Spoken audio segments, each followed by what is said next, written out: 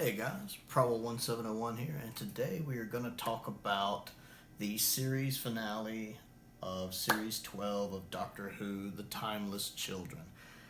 And I'm going to start off right off the bat saying I did not like this episode at all. Or not much, there was a few things in there I liked, but I really didn't care for this, which is disappointing because I actually really enjoyed Series 12. Up until this episode, I thought Series 12 had been the most consistently good season we'd had probably since Series 4. There had been no bad episodes. I mean, there were some just kind of episodes, but no bad episodes. There wasn't any of them where I was like, well, I wasted my time. Excuse me. So I had high hopes going into this episode, especially since I had really enjoyed Episode 9, Ascension of the Cybermen, because it was nice to see the Cybermen kind of getting their own story. I really liked the lone Cyberman. I thought he was a neat new take on the Cybermen. I liked the new design for the Cyber Warriors with the classic Revenge of the Cybermen invasion face, because I've always really enjoyed that face, so I thought that was really neat. But just going into the episode, I had high hopes, and it was terrible. Let's address the elephant in the room. So we're going to go ahead and get spoilers out of the way right now, in case for some reason by this point you still haven't seen it. But the whole timeless child thing, to me, was just, I didn't like it. With the timeless child being the Doctor, and her being from another universe, and her being the reason they can regenerate, and I really think this is just dumb. I've never liked any of the ideas that the Doctor is more than a Time Lord. I think of the Doctor as just a Time Lord who got bored and ran away. The only backstory I've ever needed for the Doctor is honestly given in Episode 10 of the War Games. And if you're really a Doctor Who fan, you know the significance of the War Games. Even if you've never seen it, you know the significance of that episode, of the final episode of it.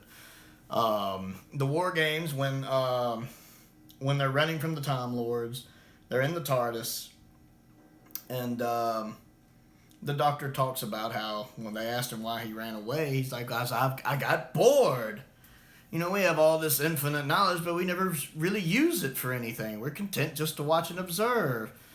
Oh, the whole universe, you couldn't do that? No, the whole universe to get out there and explore and see? And they're like, well, why are they mad at you? And he's like, well, Jamie, I don't know how to put this, but I do tend to get rather involved. And Jamie's like, oh, you can say that again. Right up into his neck in it. And that's all the backstory I ever needed. That's really all I need on the Doctor. Because a lot of times the more you explore a character's backstory, the more you make the character less. Think of like Michael Myers. In the original Halloween first couple movies, you don't really know why he's doing what he's doing and why he's nuts and why he's killing. Whereas in some of the later sequels, like The Curse of Michael Myers, they try to explain it as some spiritual curse put on him, and it lessens the character. It's kind of like Heath Ledger's Joker. One of the things that's so interesting about him, and there's still computer articles today about it, is because we don't know why he's the way he is. There's no origin story given for the Joker. People still write articles about why Heath Ledger's Joker is the way he is to this day. If we knew his origin story, he might not be as interesting a character. Even in a lot of the stories where we get origin stories for the Joker, we don't know if that's really the origin or if that's just the madness in his head. He says that in The Killing Joke. He remembers it one way, sometimes he remembers it another.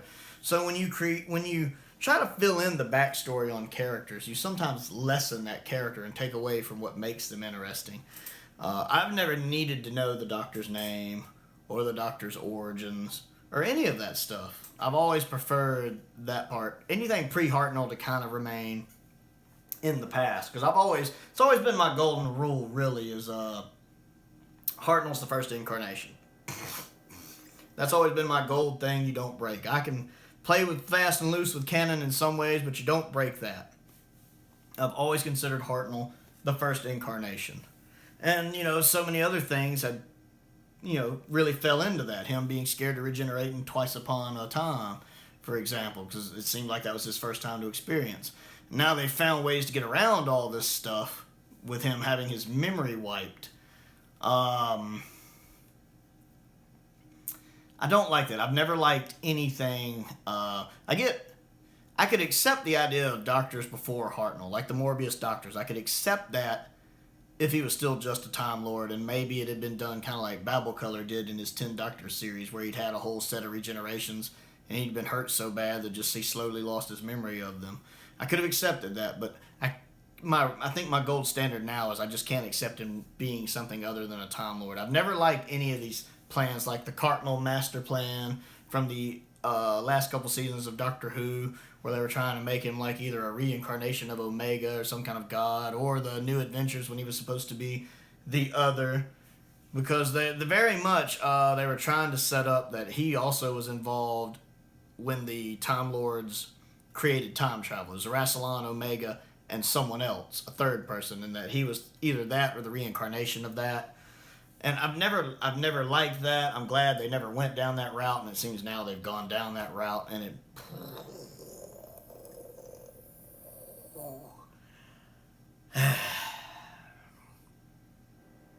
I don't like it. I really, really don't like it. Now, let me be clear. This doesn't ruin the show for me. This doesn't kill Doctor Who for me. This doesn't make me want to take all my stuff off the shelf and burn it in a fire. I still love Doctor Who. I'm still going to be watching the Christmas special or New Year's special, whatever they do. I'm still going to watch Series 13. Again, Series 12 as a whole was a great season for me. I really enjoyed it. I just don't like this episode. However, I know what I've been talking about, The Timeless Child, is a lot of people's main focus. There's a lot of other things about this episode I didn't like. Let me move into them, or else I'll just talk for the time about how much I hate the Doctor being from another universe for an hour. Another thing I really hate is something that happens a lot in Modern Who, bad, and that's that these Cybermen get shafted again. They get sidelined again. The Cybermen get screwed a lot in Modern Who. Honestly, the best story the Cybermen have ever had in Modern Who was their first story, the Age of Steel 2-parter. That was really, really good. A great reintroduction for them, a great story for them, and that's the best they've been. And I also like them in the Doomsday 2-parter, even though the second half they do kind of just get manhandled by the Daleks. But one, that's also a great reintroduction for the Daleks, a great cliffhanger when the Daleks come out of the sphere.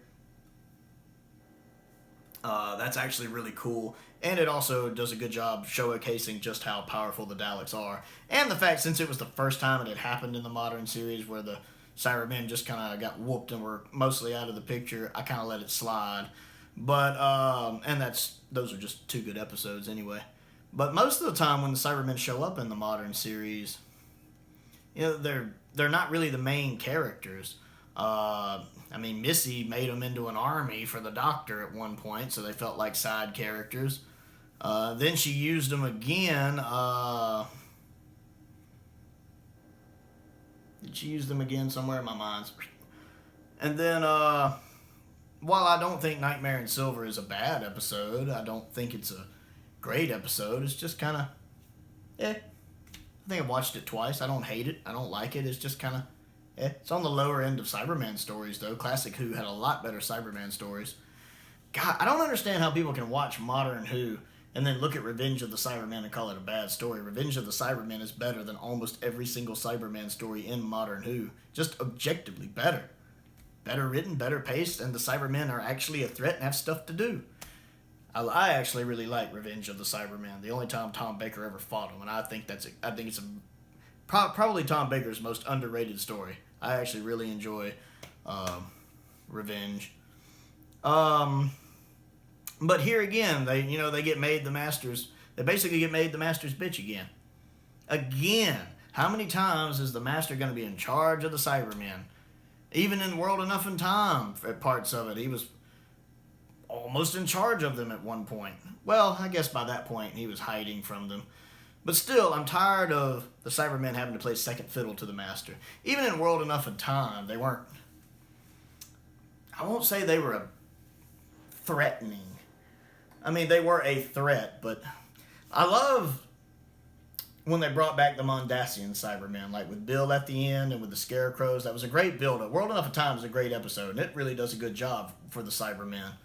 And I find the Mondasian Cybermen from 10th Planet creepy to begin with. But then the Dr. Falls kind of lets that down when they start evolving into the more modern Cybermen. See, if they had stuck with the Mondasian design for that whole thing, I think I would have liked the Dr. Falls better. But the fact they pretty much started evolving into the modern ones, I just didn't care for. And while they were a threat, they never really felt like a threat to me. To me, it was more about the Doctor and the Master's relationship there, and him and Bill, and trying to reconcile all that. To me, the Cybermen didn't get enough attention in that one, while still being a great episode. For me, Dr. Falls definitely didn't live up to World Enough in Time. So the Cybermen get screwed again here and pretty much get made the Master's bitch. And I like, again, the lone Cyberman. He's good in what we get into it, but I'm surprised he doesn't just kill the Master. But he trusts him, and then he gets killed. The whole death particle thing, I think, is kind of stupid. It can destroy the entire universe, and yet they end up releasing it, and it only destroys a planet. And then the Cyber Time Lords. To me, this is where the episode really jumps the shark. This is just fucking stupid. Okay, so we have a bunch of Time Lords that died because the Master destroyed the planet. We don't know how, because I really don't see how the Master could have destroyed all of Gallifrey, which is another thing that pisses me off, but I'll get to that. So he managed to kill all the Time Lords, and none of them could regenerate. Even though their bodies were apparently in good enough shape that they could regenerate, none of them regenerate. So whatever he did, it must have been... Even though technically, despite what Modern Who says, a Time Lord can regenerate after death, because it's happened. I've seen classic Who. Although the third Doctor did need help from another Time Lord to regenerate. He was dead. And the seventh Doctor was very dead when he regenerated. So it can happen, despite what Modern Who says. But somehow he manages to make Cyber Time Lords, even though Cybermen are only supposed to be able to convert humans. They're not supposed to be able to convert Time Lords. But they convert Time Lords, and now the Time Lords who couldn't regenerate can now regenerate again. Even though they're dead, somehow the cyber process reactivated their regeneration ability. Not the hugest leap, it's a TV show about time travel. But it just seems so stupid and dumb and weird. And I don't like the Cyber Time Lord's design either. It just looks goofy. However, it gets a pass because I think that is how a Modern Who Master would decorate them to look, because he's mocking them. They're made, with the collar and the capes and the frown. I love the frown because even though I think it looks terrible, I love the frown because you can see the Master. He thinks the Time Lords are old, decrepit, grumpy old men frowning all the time. So he would put the frown on them, and he would put the metal outfits on them because he's mocking them. He's making a parody of them, a parody of what they once were. So that actually gets a pass because I do think that is exactly what the Master would do. Even though I don't like the design personally, it fits in universe with his personality. Let's see. I like what the companions do in here. I do enjoy the conversation between Graham and Yaz. It seems a little out of place, but I like it so much it gets a pass. Where they talk and kind of bond. That was a nice little moment for them. I enjoyed that. I've really enjoyed watching Yaz grow this season and with the character development she's gotten, because we are starting to get kind of a feel for her character now. She's very headstrong and a bit stubborn, but definitely willing to head into things and willing to help other people and save other people, like a police officer should. And I love that scene when Graham's like, okay, who's going to go first? And then it pans out and you just see Yaz walking through the little barrier to Gallifrey. I love that. To me, that's very Yaz. I like that. And then when the Doctor's trying to leave to go set off the bomb, Yaz is the one that tries to stop her. And the Doctor has to be like, get off me, Yaz. So I like that too. We have some good character moments there. I like the kind of old guy, the Obi-Wan Kenobi guy. He's a nice little side character. I enjoy him in it. You can tell he's seen battle, and he's well acted. So I actually think the acting's good. The Master, I don't know how you pronounce his name, but I like the new Master. I think he really gets into that role. He really becomes that role, like Heath Ledger becoming the Joker. He really zones in on that role. Now, don't get me wrong. I do think his master could become an old hat quickly because I'm not a big fan of the rage crazy master. Like John Sims is the same way. I prefer. While I do love Missy, I like the kind of bananas crazy Missy had going on. But I much prefer the more classic master like Anthony and Roger, especially Roger. Roger's my favorite master. To me, the closest we've had to a classic master in Modern Who is that 5 minutes or so where Derek Jacobi is the master when he changes back to the master before he regenerates. And if you watch his mannerisms and the way he talks, that's very Delgado, very classic Who master. And I think that's the closest we've had to a classic Who master in the modern series. So while I like this interpretation of the master, I think he's a little too rage angry, and I don't want to see that all the time. I think I would prefer it if he acted more like a classic one, where he's reserved and refined, more Moriarty-like, but every now and then something gets on his nerves, and you kind of see that rage creep out, and he has to get it back under control. So he actually does have that temper in him, and that calm he puts on is a facade. I would actually enjoy to see that more, watching him trying to have the facade of calm and keep that rage inside of him. Also, we don't understand why he went from being the repentant Missy to the angry master, although they kind of give us the explanation that maybe learning that the Doctor's ability to regenerate, or the ability to regenerate, comes from the Doctor tipped him over the edge. It pretty much kind of alludes to that. The fact that they've kind of considered themselves equals, and now he realizes she's so much more.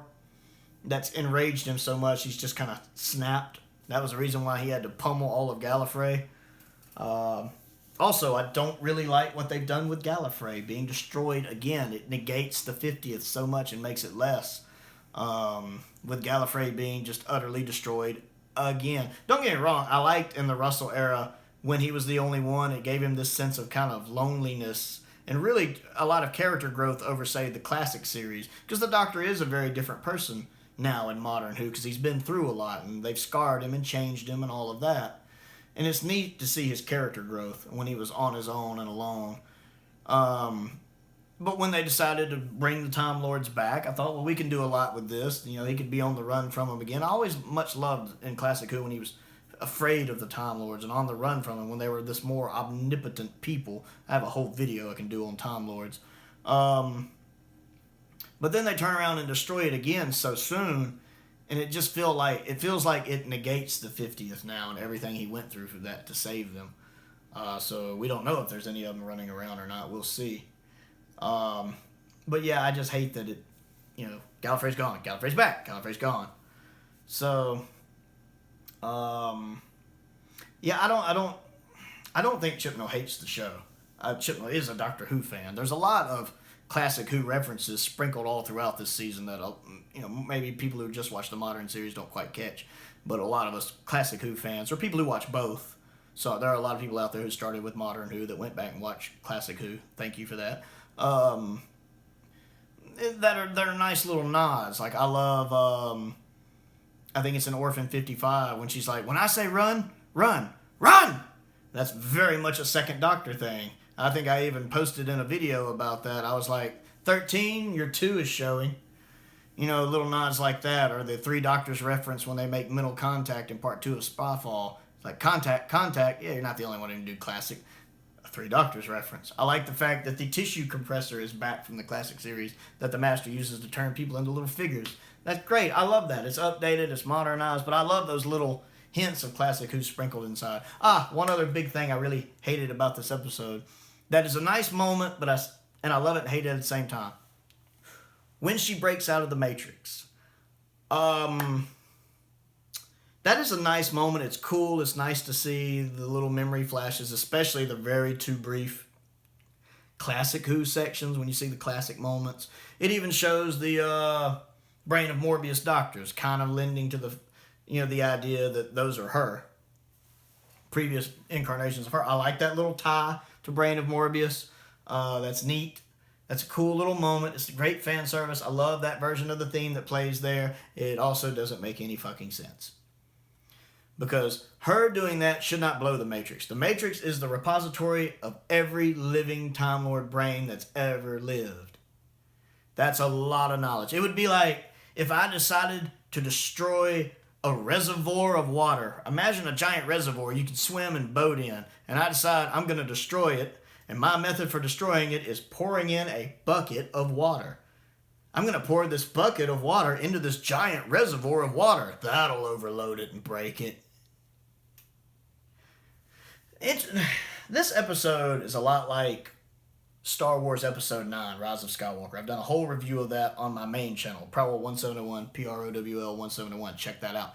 And they're both the same in the fact that they both have these really beautiful moments that are nice fan service and a lot of fun to watch, but the more you think about them, the more you realize they don't make any sense and that they're stupid. Rise of Skywalker has this a lot. There's a lot of things where you're like, that doesn't make sense. That's how this is. There's a lot of things in this episode where you're like, that doesn't make sense. This is stupid. But it goes so fast. Both of these things, Rise of Skywalker and Timeless Children, they go so fast. It's constantly throwing you more stuff and more fan service that you don't have time to think about it. Like, wait a minute, that doesn't make... the Morbius doctors! So you just enjoy it and you keep going. It's not until after you watch the episode you start thinking about it and you go, a minute. Hey.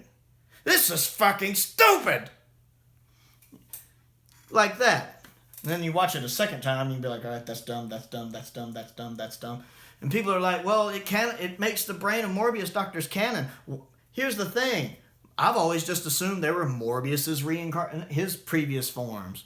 Because while it's showing the Doctor's previous incarnations, it should also be showing Morbius's previous incarnations. So I've always just assumed they were Morbius's previous forms. And I know because it's here somewhere.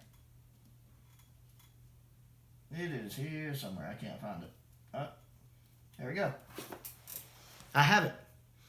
I've seen The Brain of Morbius. I own the episode.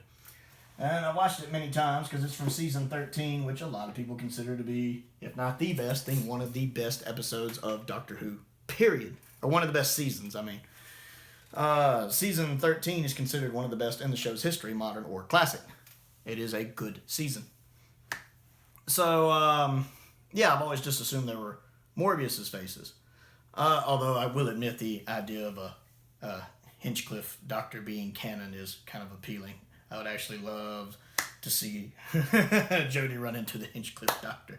That would make it all worth it for me. I love him. But yeah, just there's good to this episode. There are some good things, but there's just a whole lot of bad things. The special effects look great. The visuals for Series 11 and Series 12, the visuals have been fantastic. The special effects are great.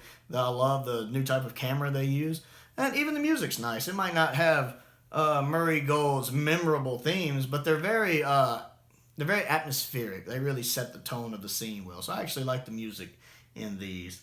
But yeah, the Timeless Children. Just a disappointing series finale. But it's not. It hasn't destroyed the show. It hasn't broken my love of Doctor Who. I'm still going to be here for the Christmas special. I'm still going to be here for Series 13, 18 months from now. It's just disappointing because I don't like the idea of the Doctor being more than a Time Lord, and I honestly don't even like the idea of a pre-Hartnell Doctor, but whatever. This has been my review of the Timeless Children. Click the like button, click the subscribe button, click the bell for notifications. Check out my main channel, Prowl171, PROWL1701, where I review all things Star Wars, and most especially expensive high-end lightsaber replicas. And most importantly, as always, thank you for watching.